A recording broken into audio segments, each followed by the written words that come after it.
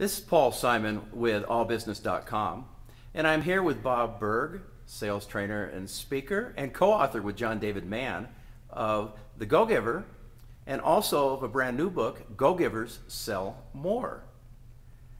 A lot of things I'd like to ask Bob about, but first off, I'd like to know how he got started with John David Mann, who's quite prolific and acclaimed in his own right.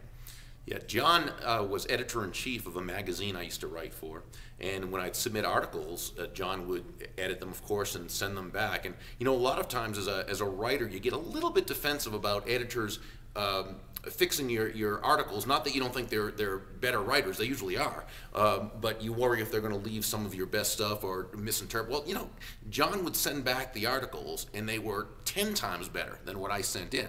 And he's very humble. He's a very brilliant man, but very humble. And he'd say, "Is this okay? I changed this and this." I'd write him back and say, "John, you write my stuff better than I write my stuff."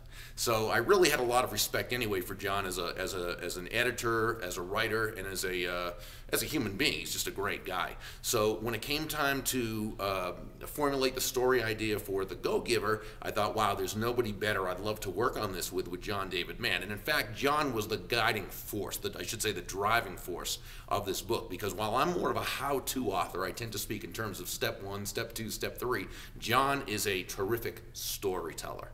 So John is the person who really brought the characters to life and really made it sing. Well, clearly the Go-Giver is one huge, fascinating story, and obviously the collaboration between the two of you worked well. The book was very well received. Thank you. Were you surprised by how well it has been accepted? I don't think I'm surprised by it. I think as we went into it, we thought there was a need that it filled. What was a really nice, and I'm not sure if it's a surprise or just the way it worked out, is the early adapters, or early adopters, I should say, were the people who, as we kind of expected, were already very successful people and were running their lives and running their businesses this way long before the book ever came out. So it wasn't that they learned anything that they didn't already know before, but they enjoyed the fact that it was told in a form that they felt was duplicatable, that they could share with others. So these people really got behind the book right from the beginning and started buying lots of copies, started telling other people about it, blogging about it, writing about it, buying tons of copies for their company and for their team. And that's really how it got started. It was really a word of mouth phenomenon from the beginning.